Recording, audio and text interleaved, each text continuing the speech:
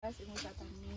Nah, mungkin ada beberapa pertanyaan yang akan kami ajukan ke Bapak. Boleh. Mohon kesediaan Bapak untuk menjawabnya. Oke. Yang pertama itu, usaha tani apa saja yang Bapak punya? Itu masih koma apa tidak tuh? Nah, Ambil apa? punya cuman ini lahannya ada yang lain. kalau untuk usaha tani ini jelas komoditinya horti ya. Horti ini ada sayuran gambas, ada terong. Sudah itu ada tanaman hias, ya yang di bawah itu. Nah itu pembibitan ya, pembibitan tanaman hias. Nah itu. Jadi selama ini Bapak udah bertani sejak kapan? Wah, nggak terhitung ya. Kira-kira Iya udah. Kira-kiranya tuh dari tahun 98. Berarti kuliah Kuliah di pertanian. pertanian.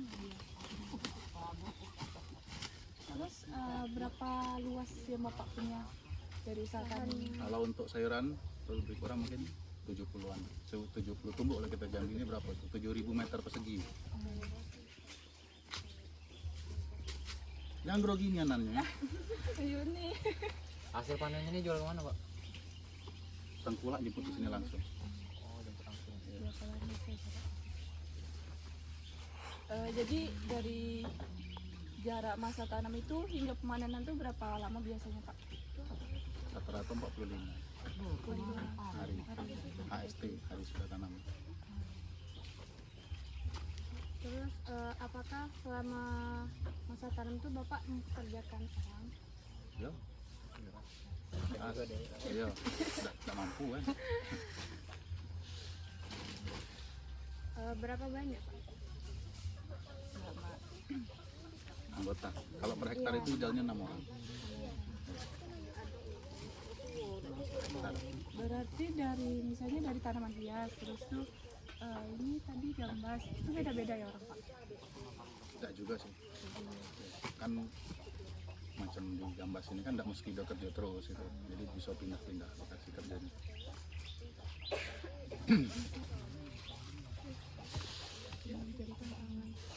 Terus selama Bapak punya usaha kayak gini itu tuh apa yang menjadi tantangan Bapak? Banyak. Salah satunya Pak. Sering harga kan enggak, harga tuh fluktuatif enggak. Kecenderungan kadang misalnya sering murahnya nih. Murah. Sudah itu kan pupuk itu kan kena tidak ada subsidi itu kan tentu biayanya kan jadi besar. Itu kan lonjakan hama kan. Kalau misalnya musim-musim tertentu misalnya kayak gini kan, nah itu agak lumayan parah. Gitu. Kalau dari segi cuacanya Pak? Itu tadi pengaruh kan tadi bilang lonjakan hama itu kan kalau misalnya musim-musim tertentu kayak ini kan, ini kan pancaroba nih kemarau hujan ke kemarau tuh kan tinggi serangan hama tuh. Terus cara Bapak ngatasin masalah itu gimana? Proteksi lah, proteksi itu kan proteksi kecenderungan preventif kan sebelum serangan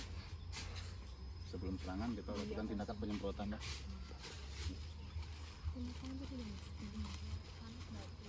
Nah, setelah panen ini kan ada pemasaran itu Bapak memasarkannya di mana?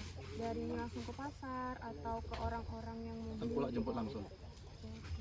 jemput langsung ke sini.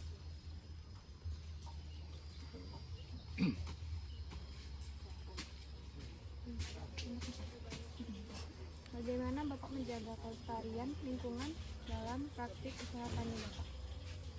Obat-obatan sekarang tuh kan sifatnya tuh sudah apa istilahnya tuh sifatnya tuh termasuk sudah ramah lingkungan gitu ya. Obat-obatan tuh sudah spesifik gitu nah, jadi nggak membunuh semua gitu. Nah sudah itu kan kita banyak menggunakan penggunaan kompos bahan limbah besar, jadi mengurangi penggunaan pupuk kimia. Misalnya Mbak, ini kalau untuk sayuran gambas itu dijualnya biasanya harganya berapa? kisaran 4 sampai 6 ribu. Ke Iya, per tengkulak kilo. ya. Iya. 4 sampai 6 ribu per kilo.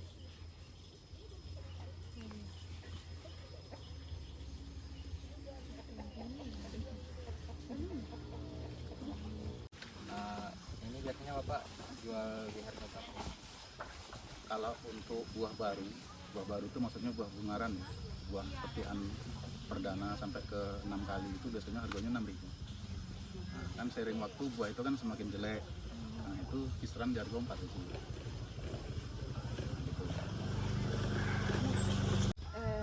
Pak, ini kan dilihat dari pengemasan itu kan menggunakan peti. Nah, Ya. itu apakah ada alasan dari Bapak menggunakan peti tersebut? Iyalah. Kalau untuk jenis tanaman yang bisa di packing karung itu kan tanaman yang tidak mudah patah ya. Macam timun atau terong dan segala macam. Kalau gambas ini kita packing pakai karung bisa patah, ya. Mudah patahnya, mudah rusak. Ya, gitu. Itu sisaan, Pak. Ya. Nah, jadi kita upayakan tuh pengemasannya packingnya memang pakai kotak. Gitu. Tengkulak yang kesini tuh biasanya dari mana? Dari kota atau dari desa? Sebenarnya kan kota ya masih. Kota. Iya. Kayaknya. Ya, maksudnya dari pasar gitu. gantian pola tanam gitu, melakukan pola tanam. Ya jelas. Karena pergantian komoditas itu penting karena menyangkut penyakit tular tanah ya. Penyakit tular tanah itu kan sulit dikendalikan. Jadi kalau misalnya kita nanam satu jenis, misalnya gambas terus jelas penyakitnya, serangan penyakitnya sulit dikendalikan. Jadi harus dirotasi dengan komoditi lain. Misalnya dari gambas ke kacang panjang. Yang tidak satu famili lah minimal. Gitu, Pak. Terus misalnya kan habis nanam gambas nih, terus mau nanam kacang panjang itu tuh pakai misalnya tanahnya itu tuh harus dicangkulin atau digimanain gitu, atau Kita langsung ditanam. kecenderungannya TOT apa minimum tilik. Nah, minimum tilik itu pengolahan minimal. Karena lahannya sudah kita bilang lahan jadi kita tinggal di pengolahan di lubang tanam aja. Jadi minimal pengolahan. Baik, terima kasih Bapak sudah menjawab beberapa pertanyaan dari kami. Lebih dan kurangnya kami mohon maaf. Terima kasih. Sama-sama.